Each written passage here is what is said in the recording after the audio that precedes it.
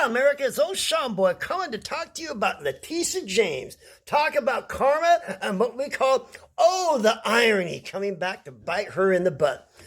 It's kind of astounding that sometimes karma comes back and places upon you what you have placed upon other people. And now she's screaming that the Trump administration has weaponized the intelligence agencies after what she did to Trump. Now she's being held accountable, or at least charges are being dropped on her, worse than what Trump did. Now, here we go, folks. I'm going to read a little bit about what was going on with a book called Letitia James. It says the intriguing swirling about the Democratic New York Attorney General Letitia James has deepened. According to a member of the Trump administration, James not only falsified records in connection with multiple properties, but she even previously listed her father as her husband to secure a mortgage loan. In the last few weeks, allegations surfaced that James, 66, and a relative purchased a home in North Fork, Virginia in August of 2023. In documents tied to the purchase, James pledged to use the home as her principal residence, an apparent violation of New York statute that requires all statewide official holders to reside in New York A strong motivation for promising to use the home as her primary residence would be to secure a better loan terms, since the primary residents are considered less risky for lenders than secondary residents. President Donald J. Trump turned to the national spotlight on the allegations by posting a report about them on social media Sunday night. In the intended message, he called James a total corrupt politician, a wacky crook who should resign immediately. Within hours, William Polt, the director of the U.S. Federal Housing Finance Agency, sent a letter to U.S. Attorney General Pam Bondi and Deputy Attorney General Todd Blanchett, referring James for criminal investigation. Is in addition to the allegations, misrepresentations on the documents related to the North Fork home. James also falsified records related to a Brooklyn, New York property. Polt claimed through the property was listed as having 5 units in January of 2001. After purchasing the property the following months, James allegedly listed the property as only having 4 units. According to Polt, the purpose of fudging the numbers of the units would to be secure what we call a comforting loan from Fannie Mae and Fannie Mac.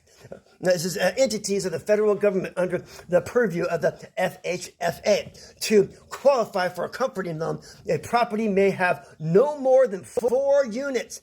But she lied about those units and said she had 4, but when she had 5. Now, Miss James, for both properties listed above, appears to have falsified records in order to meet certain lending requirements and receive favorable loan terms. Polt wrote. Polt's further allegations that James has a history of submitting fraudulent real estate documents dating back all the way back to the early 1980s and 1983s. James and her father apparently signed documents claiming to be husband and wife to secure a mortgage on a home, Polt said. Another documents dated back to May 4th, 2000, Miss James was listed again as husband and wife. Polt added, through whether her father was also mentioned in those documents is kind of quite unclear.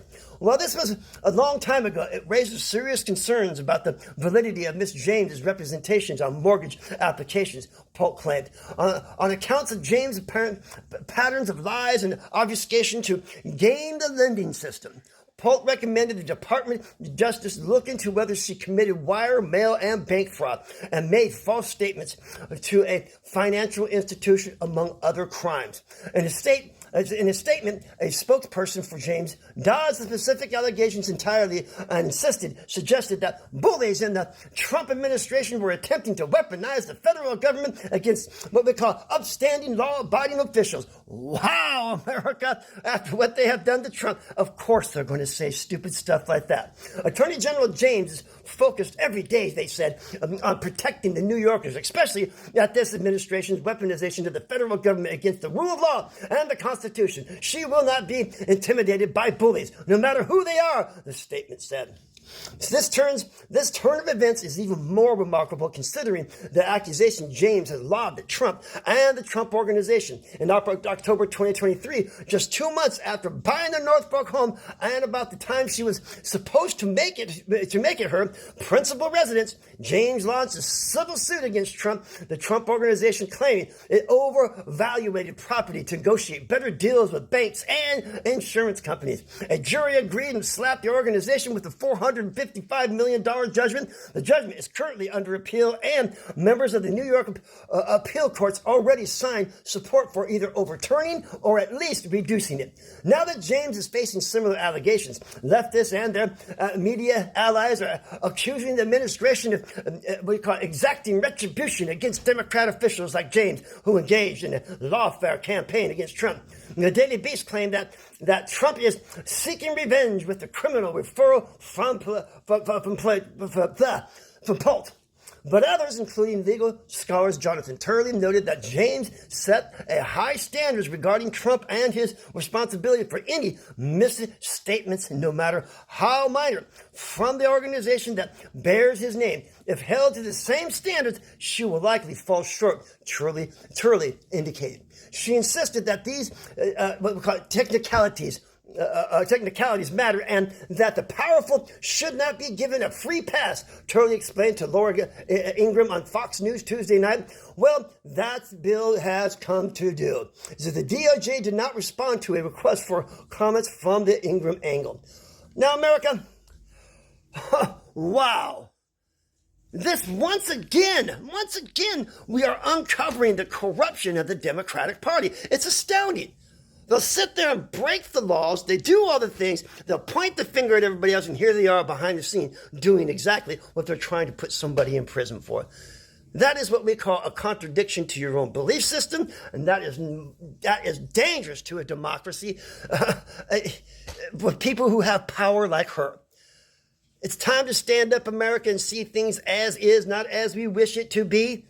Because as we wish it to be is just unrealistic expectations put upon people that lead to what we're in now. So wake up, America. Oh yeah, America. I look forward to seeing Letitia James do what we call the El Salvadorian walk of shame. Walking and pin it over like this. And come on, Letitia! God bless you guys.